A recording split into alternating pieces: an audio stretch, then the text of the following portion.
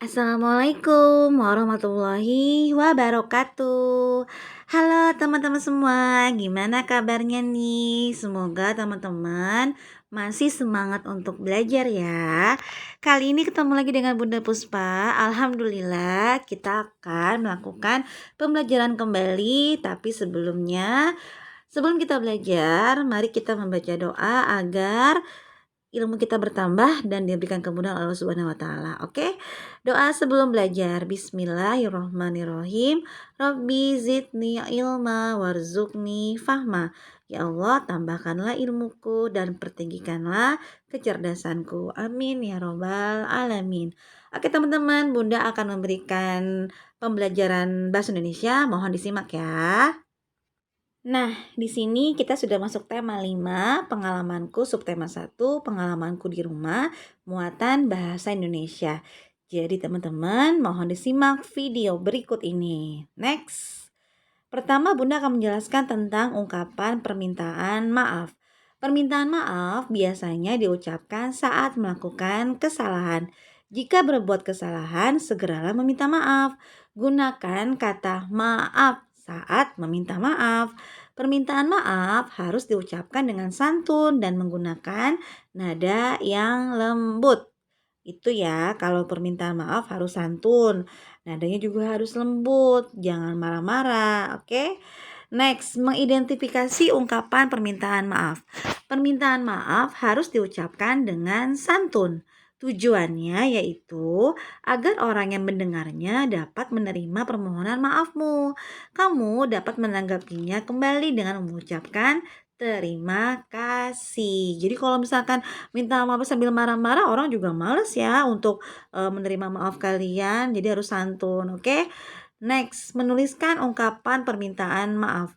Permintaan maaf harus dilakukan dengan santun. Saat meminta maaf, gunakan kata maaf. Meminta maaf, kamu juga harus tulus dan bersungguh-sungguh. Jika kamu sudah meminta maaf, kamu tidak boleh melakukan kesalahan yang sama. Jadi kalau sudah dimaafkan, kalau bisa jangan mengulangi kesalahan yang sama lagi teman-teman ya. Oke, Bunda ada sebuah percakapan nih. Coba Bunda kalian bisa simak ya. Dedi, apakah kamu melihat pulpen di atas meja ini?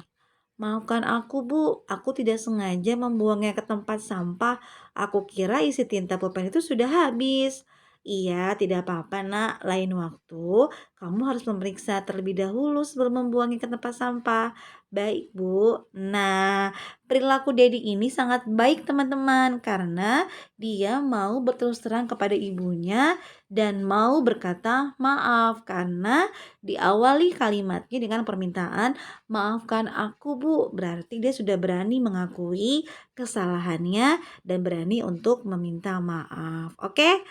Next, materi selanjutnya yaitu tentang puisi, menjelaskan isi puisi. Puisi merupakan kumpulan kata yang disusun sesuai tema tertentu. Pembuat puisi menuliskan kata-kata yang indah. Untuk memahami isi sebuah puisi, kamu perlu membacanya dengan cermat. Kamu juga perlu mengerti kata-kata yang digunakan. Nih tentang puisi ya. Semoga teman-teman paham nih tentang puisi. Next, lanjut lagi untuk penjelasan tentang puisi. Bunda akan ada satu puisi nih, coba teman-teman lihat ya. Judulnya Mas Koki, karya Syufrida. Di sebuah kolam di rumah kami, tampak ikan yang berwarna-warni. Warnanya cantik sekali, berenang ke sana kemari. Ikan itu ikan Mas Koki, peliharaan keluarga kami. Nah, dari puisi ini teman-teman bisa lihat. Jadi puisi ini adalah bertemakan tentang alam. Isi puisi menceritakan tentang ikan peliharaan. Ini juga menceritakan atau berisi tentang ungkapan perasaan bangga seseorang. Next lagi, menentukan makna kata pada puisi. Setiap kata di dalam puisi memiliki makna atau arti tertentu. Kamu dapat mengetahui makna kata tersebut menggunakan Kamus Besar Bahasa Indonesia atau KBBI. Selain itu, kamu juga dapat bertanya kepada guru atau orang tuamu mengenai arti suatu kata.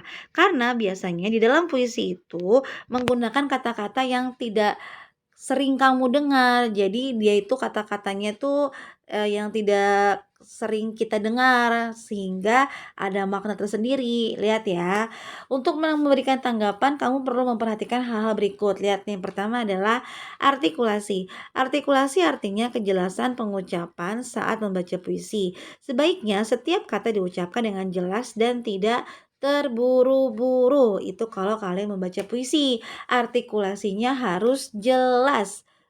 Next, intonasi. Artinya adalah ketepatan nada. Saat membaca puisi, gunakan suara yang tidak terlalu kencang atau terlalu pelan. Itu intonasi ya. Next lagi, ekspresi. Ekspresi artinya adalah raut wajah. Saat membaca puisi, sebaiknya ekspresi yang digunakan harus sesuai dengan isi puisi. Jadi kalau puisinya senang, kamu juga ekspresinya gembira. Kalau sedih juga kamu ekspresinya harus sedih juga ya. Next, teman-teman, ini ada pengertian puisi lagi nih. Puisi merupakan suatu karya sastra berupa ungkapan isi hati penulis di mana di dalamnya ada irama, lirik, rima, dan ritme pada setiap barisnya. Puisi adalah tulisan yang berisi kata-kata indah. Puisi ditulis dalam bentuk bait. Setiap bait terdiri dari baris-baris. Tiap baris beragam jumlahnya. Pilihan kata dalam puisi itu jelas, padat, dan kias. Kias itu maksudnya ada maknanya ya teman-teman ya. Seperti yang tadi sudah Bunda Puspa jelaskan. Ini adalah ciri-ciri dari puisi. Contoh puisinya teman-teman akan Bunda berikan di sini, mohon disimak. Ada 2 contoh puisi. Yang pertama, judulnya Kampung Halamanku. Nanti teman-teman bisa baca sendiri Kampung Halamanku bagaimana, tentang apa puisinya. Situ sudah ada. Lalu yang kedua tentang Bungaku.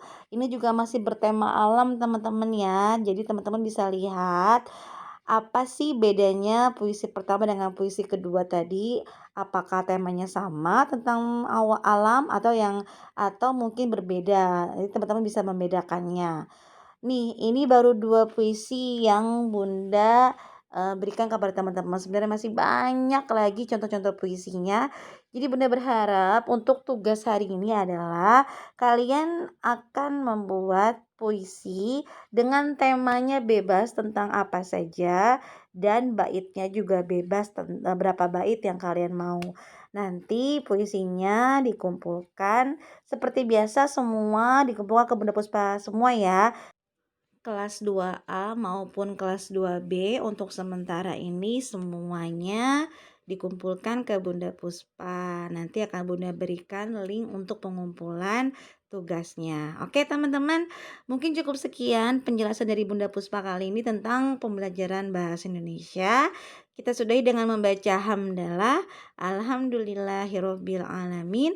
Subhanakallahumma wa bihamdika asyhadu alla ilaha illa anta astaghfiruka wa atubu ilaik.